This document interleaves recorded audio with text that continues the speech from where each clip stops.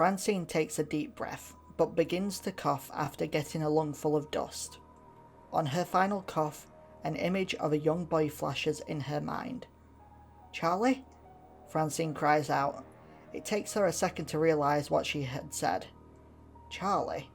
Charles? Who is... No. Francine begins to break down. No, not my son. How could he be gone?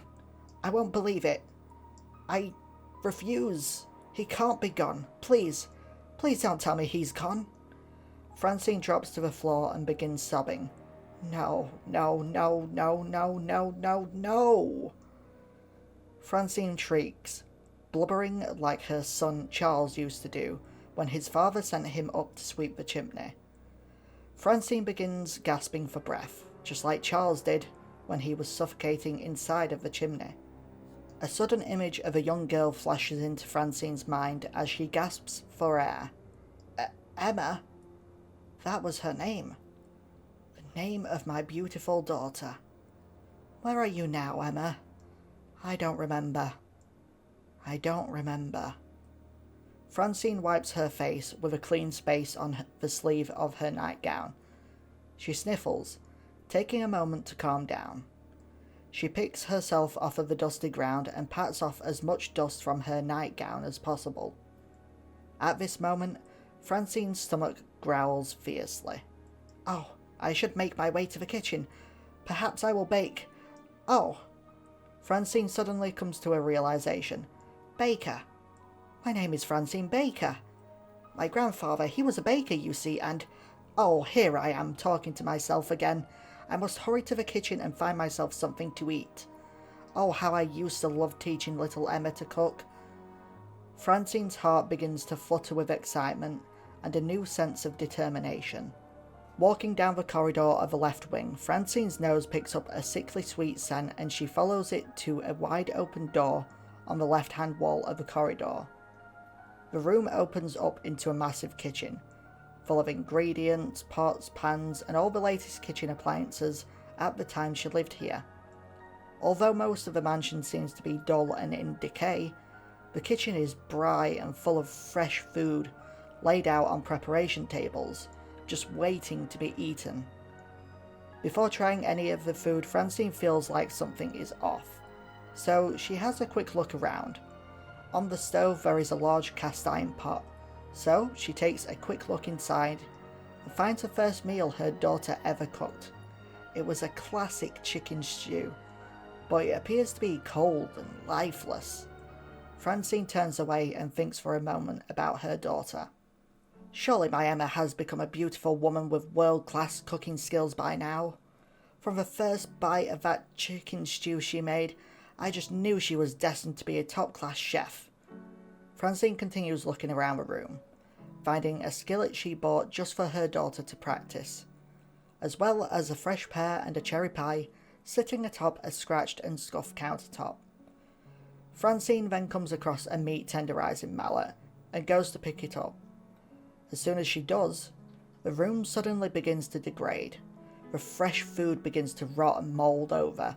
The water becomes brown with bits of debris and dust. There are flies buzzing all around the rotten food. In a panic, Francine looks around the room frantically.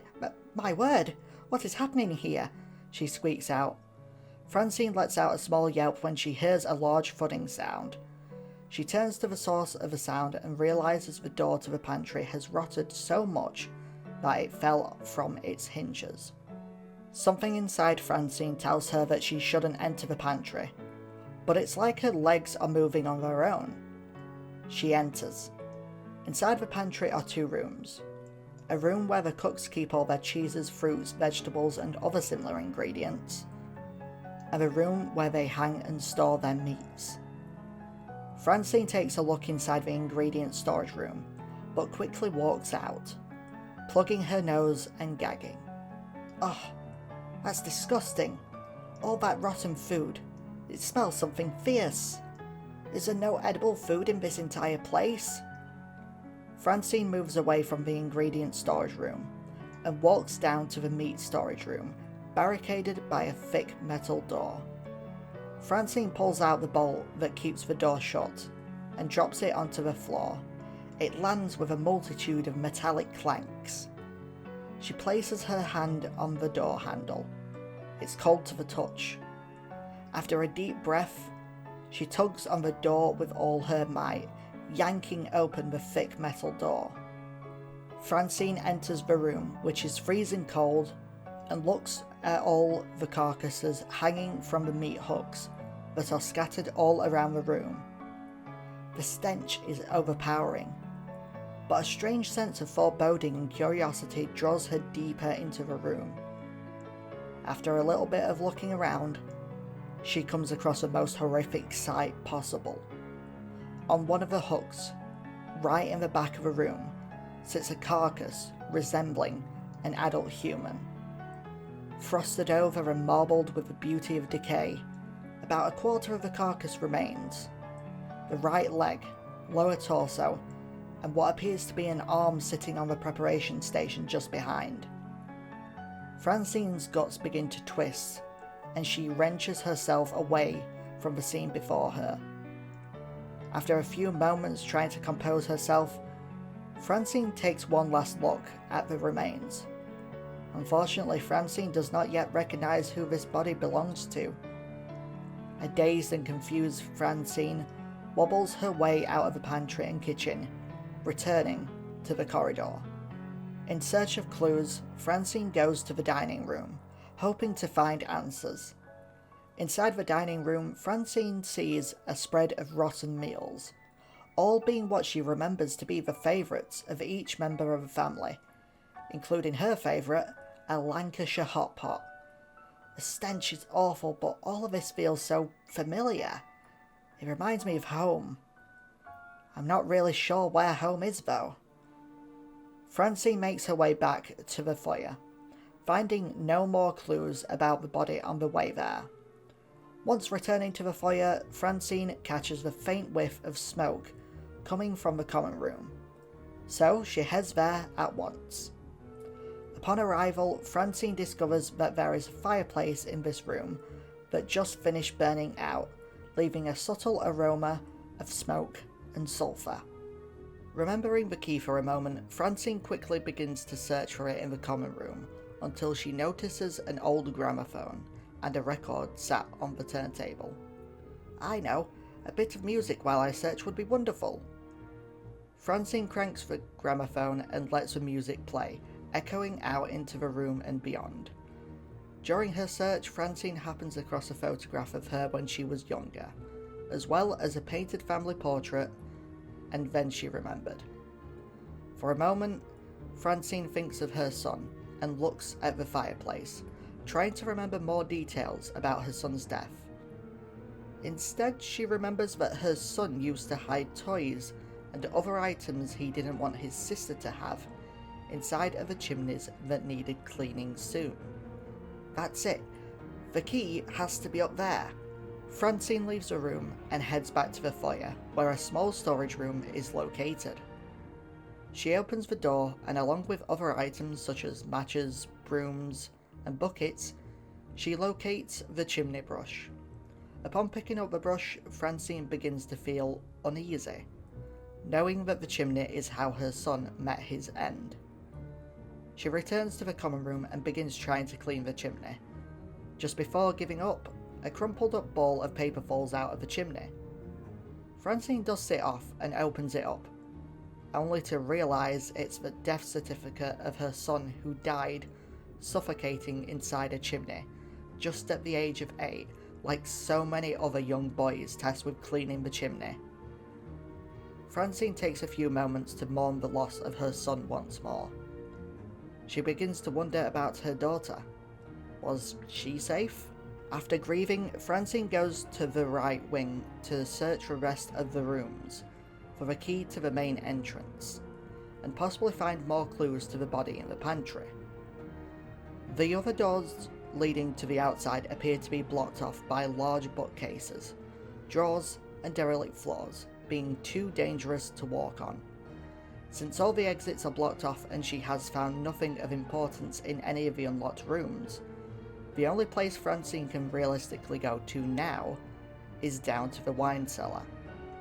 At the end of the corridor, she locates the door to the wine cellar, opens it, and heads down.